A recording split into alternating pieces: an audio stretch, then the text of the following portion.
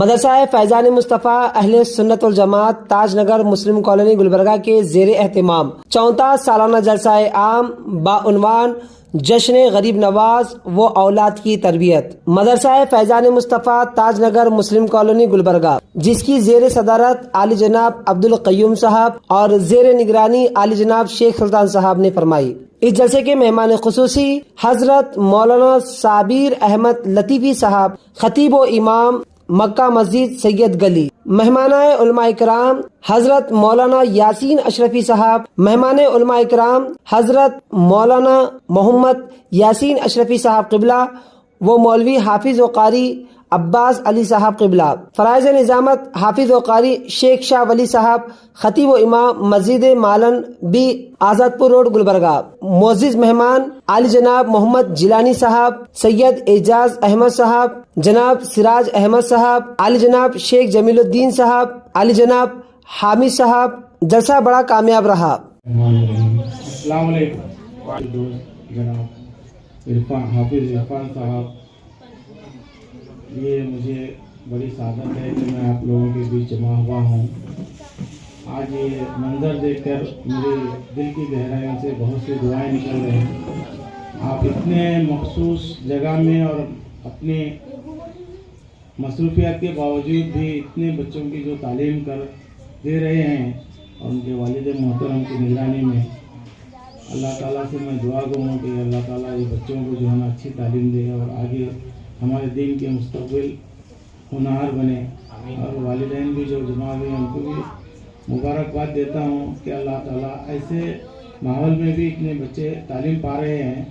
یہ مجھے بہت مسرت کی بات ہے۔ اور ہو سکتا ہے ہمارے سے کچھ بھی آنے میں دیر ہوئی ہے تو میں معافی چاہتا ہوں، تو اللہ تعالیٰ سے دعا گو ہے تمام بچے اچھے دین کی تعلیم سے، ہم تمام علماء اکرام سے دعا کرتے ہیں، دعا گو ہیں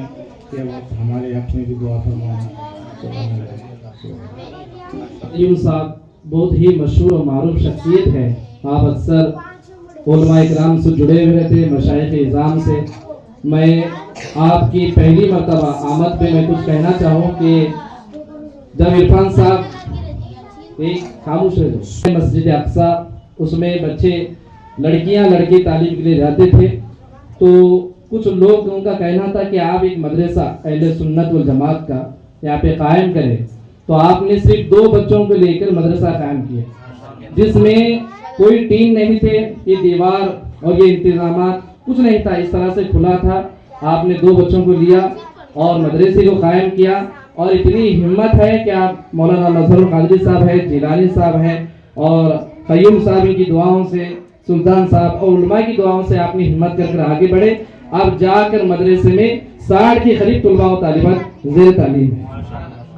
ان کی محنت کاوشوں سے یہ مدرسہ جا کر اب اتنا تعمیری ہو کر زیر تعلیم بچوں کو دے رہا ہے۔ اسی طرح ہمارے سوشل ورکر جیلانی صاحب کا بھی زیادہ سپورٹ ہے، اور کئی علماء کا ہے، اور کئی دانشوران کا ہے، نعیم صاحب کا ہے، تعاون ہے، تو اس طرح سے زیر تعلیم ہے یہاں پہ۔ میں سب سے پہلے ایک بات کہوں، محلے کے خواتین جو بچوں کے والدین ہیں،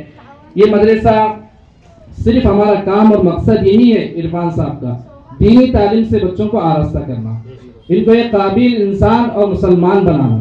قرآن حافظ عالمہ بنانا، کیونکہ اب کئی لڑکیاں حال میں قرآن مجید کا بھی آغاز کی ہے، تو بتانا یہ ہے مقصد کہ یہ مدرسہ بہت ہی اچھی بلندی کے ساتھ زیر تعلیم دے رہا ہے۔ اب ساتھ ہی ساتھ میں آئیے اپنے خیال اظہار کے لیے مہمان خصوصی جناب حضرت علامہ مولانا یاسین اشرفی صاحب سے درخواست کرتا ہوں کہ اپنے خیالات کا اظہار کریں۔ الحمدللہ تعالی دور حاضر کی مناسبت سے شاعر کہتا ہے، انگریزی اتنی پڑھ لی کہ انگریزوں کو پڑھا سکتے ہیں۔ آج کا جو کلچر بنا ہوا ہے، ہر ایک ماں باپ کی خواہش ہے کہ ہمارا بچہ انگلش میڈیم میں پڑھنا، انگلش میڈیم کی ایجوکیشن میں تعلیم حاصل کرنا۔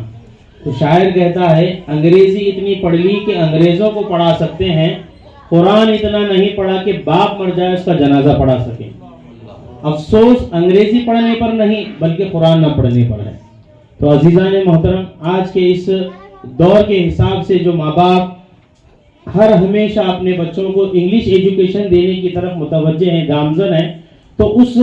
इस ज़माने के एतबार से ये जो मदरसा चल रहा है बहुत ही बेहतरीन और बेहतरीन अंदाज में यहाँ पर तालीम हो रही है, इसलिए कि बच्चे इंग्लिश मीडियम में तालीम हासिल कर रहे हैं, साथ में सुबह के वक्त में यहाँ पर दीनी तालीम हासिल करके वहाँ पर जा रहे हैं। तो बचपन की तालीम 55 के लिए तक उसके लिए फ़ायदा देती है। अगर ये उम्र में सुबह के वक्त में जो बच्चे का जहन फ्रेश होता है, उस जहन में दीनी तालीम दी जाएगी, तो उस बच्चे के अंदर जब अदब आएगा तो अंग्रेजी पढ़ लेंगे या क्या भी पढ़ लेंगे, आगे का एजुकेशन माँ बाप का अदब और एहतराम उसके दिल में बरोबर आ जाएगा। फरमाती हैं, जो मैं हामिला हो गई, मैं अपने बतन के अंदर एक नूर महसूस करने लगी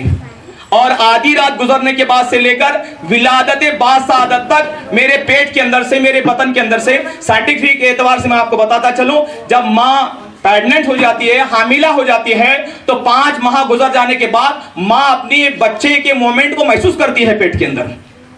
उसकी हरकत और सकनात को महसूस करती है। इसीलिए सूफिया कराम इरशाद फरमाते हैं, जो ही माँ हामिला हो जाए तो लिहाजा ज्यादा से ज्यादा उसको नमाज पढ़ना चाहिए, जिक्र अस्कार करना चाहिए, दीनी कामों में हिस्सा लेना चाहिए। इन अय्याम में, इन दिनों के अंदर प्रेग्नेंट जो माँ होती है, उन अय्याम के अंदर माँ जो हरकत और सकनात करती है, जो आमाल करती है, बराह रास्त डायरेक्टली बच्चे पर असरअंदाज होते हैं। इसीलिए मैं अक्सर कहा करता हूं, इबादत से जन्नत मिलती है, खिदमत से खुदा मिलता है। इबादत से जन्नत मिलती है, खिदमत से खुदा मिलता है। खिदमत करने से खुदा मिलता है। देखिए औलिया अल्लाह का मिशन क्या, उनका मकमा नजर क्या है, वो खुद पहले भूखे रहते हैं, दूसरों को खिलाते हैं, प्यासे रहते हैं, दूसरों को पिलाते हैं, ये उनका मिशन होता है, उनका खिदमत खल्क ही इनका वतीरा होता है। तो हजरत ख्वाजा गरीब नवाज रहमतुल्लाह ताला अलैह बचपन ही के अंदर हाफिज अपने बाग में काम करते और आमदनी जो रात में आ जाती, शाम के वक्त में सूरज निकलने के बाद बाहर तशरीफ लाते, अपने माल के, अपने आमदनी के 2 हिस्से करते, आधा हिस्सा वालदा को देते, आधा हिस्सा गुरबार मसाकिन में तकसीम फरमाया करते थे। सुभान अल्लाह, माशाअल्लाह। रिस्क अपना लेकर आता है, साहिब खुदा के खाना के गुनाह लेकर जाता है। हम जैसा मेहमान आता है उसकी खातिर तवाज़ी करते हैं, उसको खिलाते हैं, पिलाते हैं, मेहमान को खुश करके रुखसत करते हैं, अहले खाना को दुआ देते हुए जाता है। मेहमान नवाजी की फुज़ व बरकत से अल्लाह अहले खाना की मग़फ़िरत फरमाता है, गुनाह का कफ़ारा हो जाता है।